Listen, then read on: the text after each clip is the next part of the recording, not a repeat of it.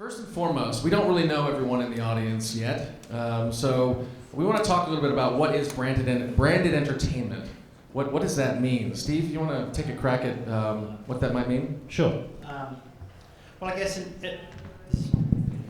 I'm sure in a simple sense we all are very familiar with branded entertainment, and that is in the form of TV commercials. Okay, so TV commercials in a sense are 30-second pieces of branded entertainment, but I think when we talk about branded entertainment, we're talking about pieces of content that are usually distributed separately from mass media, that are created by brands, that have entertainment value. A short film, an immersive experience, an alternate reality game that spreads across different platforms.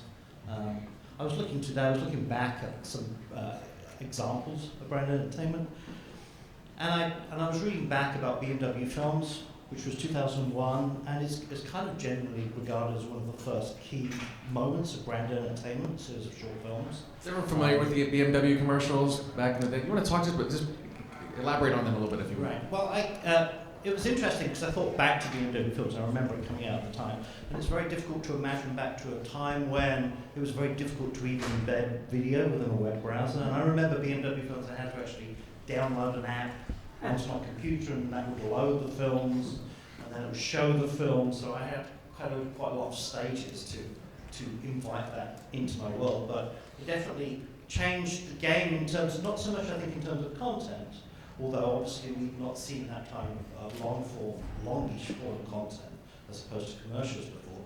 But in the way that BMW used the emerging internet and pipe into your home as a new distribution method.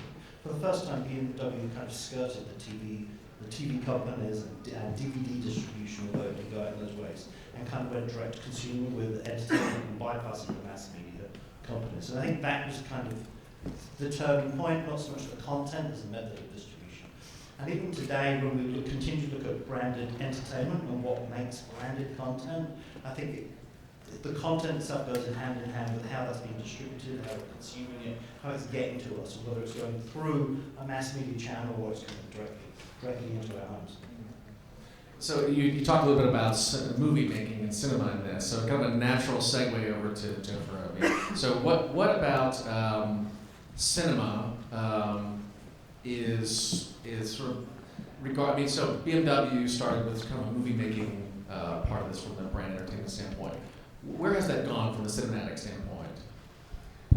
Well, to be honest, in cinematic in terms of long form, I think it hasn't gone very far for cinema. If you're talking about cinematic, because I think that the BMW series I was talking about was really the first two, because they were a series of short films, and that was, probably part of their success was that it was short, like 15 minutes a piece or something like that, and it was unique that it was together as different directors, and so it was really breaking apart the entertainment. The cinematic part of it, I know our company name is BrandCinema. We actually do short content, digital formats mostly only. But I guess speaking to the cinematic, our specialty is high quality content. So it's content that's first and foremost high quality entertainment first, with seamless, clear brand messaging. But I think it has to have a wow factor. It's not just talent, but it's actually looking good. Like that first series looked really good. It wasn't just that it made Clive Owen's career as well. When he was younger and fast cars, and Madonna was in it. I mean, it had all the ingredients, but it was shot by really good directors, and I think that's the start of it too. Is working with top-notch talent, making it look like entertainment first. How does social media play into all of this in terms of branded entertainment and long form, short form, all that kind of stuff? Yeah, before I answer that, I want to go back to your original question of what is branded entertainment. To me, it's a really cool way to sell soap. And I hate to break it down to that simple of an idea, but it really is. And TV, to go way back, that's how it started. We all know that, right? It was to sell soap. And it was branded entertainment from its beginning, and it's sort of evolved into having commercial breaks, and then now it's sort of thought as an online medium. But I have to say that TV in itself, at its core, it could be branded entertainment. And social media now, thanks to the interwebs and all the advancements, I think it just enhances people's ability to connect with that entertainment and to get involved with it. And what we do, we really start to integrate people and have them feed back. And so now, for the first time, the dialogue is two ways. The question you asked about whether interactivity is important to branded entertainment, I would say, well, it's important to all entertainment. Right? We're turning into a participatory culture. We're turning into a culture that doesn't just want to sit and be told stories. You want to be part of that story, whether you are a storyteller yourself, or whether you want to interact with it, or whether you want to commentate on it by sharing and adding the commentary to that, for good or for bad. So I think interactivity and participation is increasingly a part of all entertainment. Why? Because we can. Because if you look back, it's like one of the things that we talk about at work all the time. If you go back 100 years, Go back with us in time, folks. If you go back 100 years, entertainment was always participatory, right? You sit around a campfire, you go watch the Shakespeare plays, and it shouts, and it's a two-way communication. So entertainment has always been participatory until the advent of mass media. And the movies came, and the TV came, and they said, now you must sit and be quiet, shh, and sit in the dark studio, don't talk to each other, and we will tell you a story. And that was kind of a blip on the landscape. And now technology is allowing us as an audience to participate once again, to have our voice heard, to don't just tell me the story you want to tell, I want to participate in that story.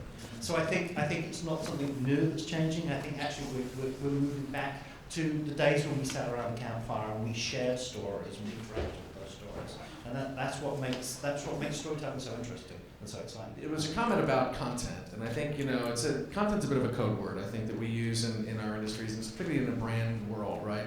And it sometimes means social media. It sometimes means storytelling. It means a variety of things. Sometimes it means the currency. I think that by which we measure the brand work that we do. How much content was delivered, how much content was accepted, how much content was made organically, or whatever, right?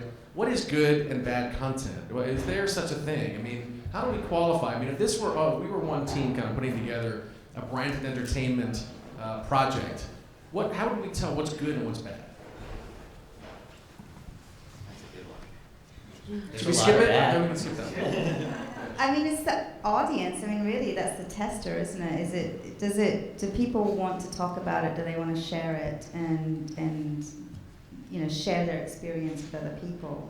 And I think there's been a lot of discussions recently about content and what does that mean? It's kind of losing its value, content. So what does it mean to your group? Content is anything, really. It could be something on Twitter that is a story on Twitter. That's content. It's not for us. We specifically would say video is content. Yeah. So is it different in California? Totally not. Okay, good. Surfing is content. No, actually, I love to disagree. So I'm going to disagree and say that the stuff that we do, there's another swear jar, the transmedia that we do, we consider content.